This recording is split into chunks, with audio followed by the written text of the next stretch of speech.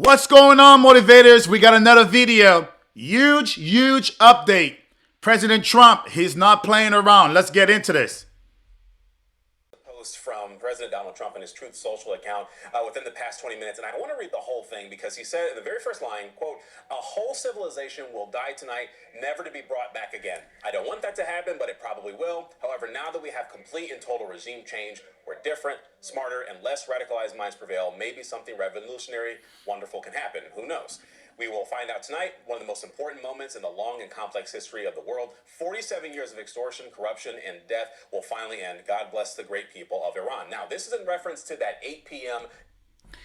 Hey, tonight, 8 p.m., from what it seems like, there will be chaos with destroying infrastructure. Hopefully nothing on civilians, but infrastructure, right? Iran needs to pay attention. We all know Trump does not bluff. He means what he says, and he says what he means.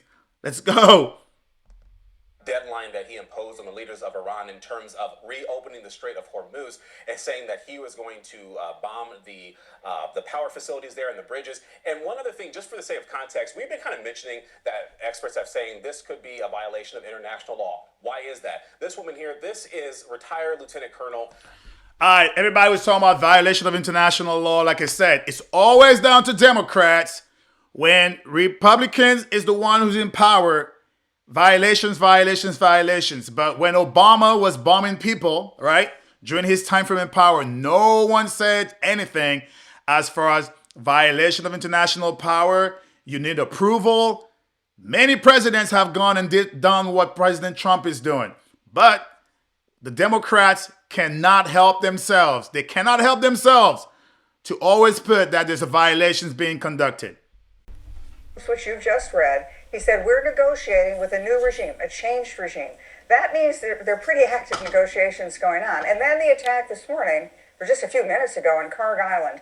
Kharg Island it does two things. It's in the middle of the Strait of Hormuz, and it has military...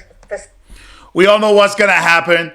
We take Kharg Island, it's over. That means all their resources, as far as their oil, that's what they depended on, it's gone. They don't understand. Trump is not playing around. And people just think that this whole idea of what we're doing, rescuing little, there is a bigger plan being in place, right? There is a bigger plan in place. I guarantee you that much. The way things are being conducted, we saw what happened to Venezuela, where people thought there was just little boats being taken out, and bam, it happened, right? I'm telling you, there is something bigger going on in the background with what Trump and Secretary of War Pete Hegseth is doing. Phenomenal. Facilities on the site, on the island, and it has where all the oil gets offloaded from Iran pipelines and then onto tankers. So what President Trump has just done is he's taken out the military capability, all the facilities, the naval facilities and others, on Kharg Island, and all he has to do is turn the guns just a few miles, and he could take out their entire oil export industry. And as you've just talked about, this is like... That is what people don't understand. This whole thing is strategic. The way the military is being conducted right now, it gives me chills from my time being back in the military. I'm telling you, this is very strategic. People are looking at it from a point frame of getting feelings and stuff of that nature. But I'm telling you, there is a bigger plan and a bigger ball game being played right now. If you're a fan of the military, this is very prolific. 50% of their GNP. This is the IRGC's piggy bank. This is how they make the money. And so President Trump is saying to these new leaders that he's now negotiating with, see what I can do, and in 12 hours, if you don't agree to my demands, then we could blow up the whole thing. And that really will set Iran's economy back, its infrastructure back. It could be rebuilt, and it could be rebuilt with America. And that's the thing, rebuilt with who? With American money, with American industrialized complex, and now we own that portion. Taking over that now is going to free the entire Middle East, because the Strait of Hormuz is being controlled by Iran when it's just a strait, right? They're paying taxes, forcing people to pay to go through back and forth about $2 million per ship coming into different countries. Now it's just going to be a free flow. The idea the Iranians don't understand as far as their leaders, not the people themselves, is they're playing with fire. They're playing with fire. 8 a.m. tonight, it's pretty close. 8 a.m. tonight, we'll definitely be on watch for that. American help, but it will put Iran in just a devastating position. So this is going to be the most bare-knuckle 12 hours you have ever experienced. So, KT, there are some that are still saying that the questioning whether or not President Trump means what he says, and the escalation ladder that the ones who are questioning are the ones who don't understand Trump. I believe Trump, when he says something, he means it. Now, there may be a difference in when you think he's going to deliver, right? I'm telling you, Trump right now is one of the best president, one of the best commander-in-chief that we have ever had. I'm pretty sure my military brothers and sisters are raving right now because of the deception campaign that when we go out and we fight, the enemy should not know that we are coming. They should not know. Everything should be a surprise when you're being hit. And it's going back to the media, always asking, President Trump, what are you going to do during this time frame? What are you going to do during that time frame? That is very idiotic. Why would we play our cards? Why would we play our hands to the enemy so then they could know what's going on? The only time we do such thing is through deceptions, right?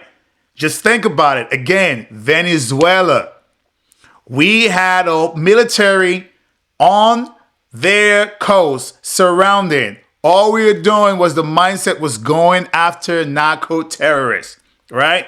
And just like that, Maduro, bam, he's captured. This is how the military should be working. We just went and we rescued that second down airman.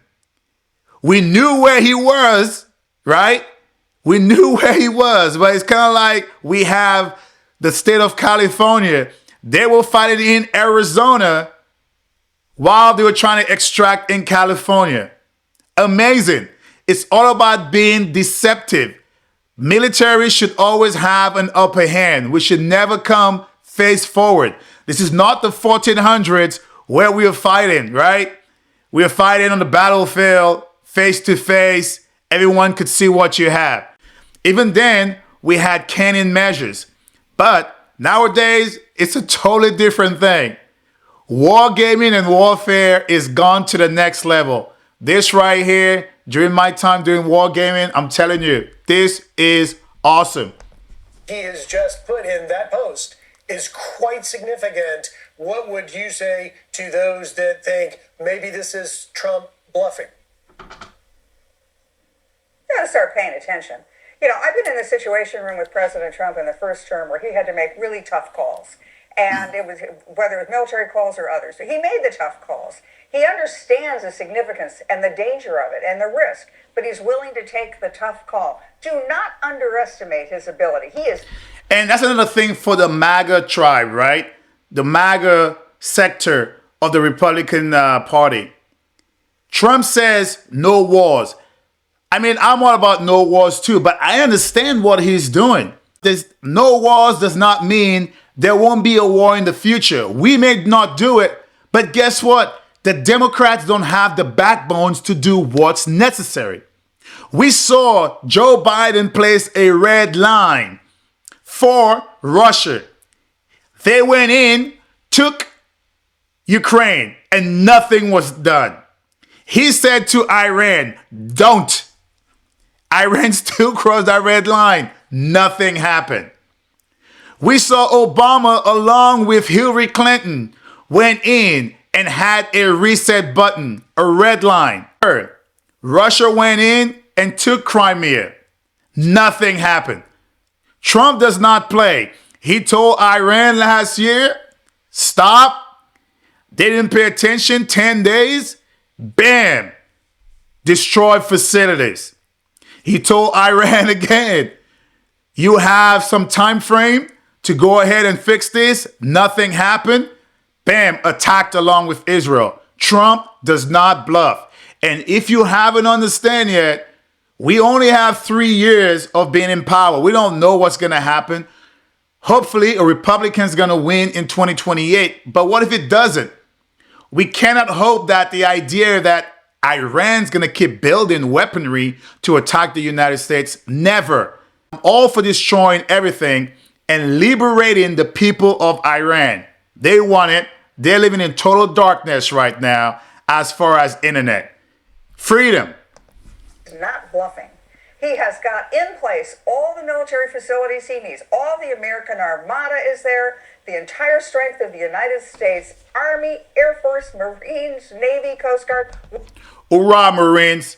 Stay motivated. We're there.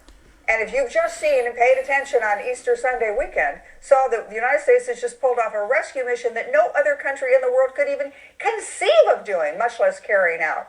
This is not President Trump bluffing. This is 12 hours that this new Iranian regime he's negotiating with, they've got 12 hours to make a decision. Do they want to end their civilization, or do they want to accede to our demands and then be embraced by the United States and the world community?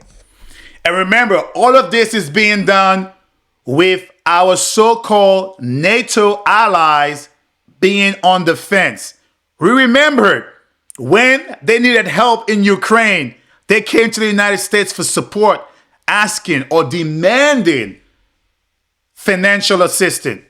Now we ask to just use their airstrips, their base, right, to just dock in different places, and they refuse. Most of all, the UK and the EU. Shame on you. Their choice. KT, I was just going back and forth with a source right now and through text message, and they said the President of the United States has tried to avoid civilians, casualties in this.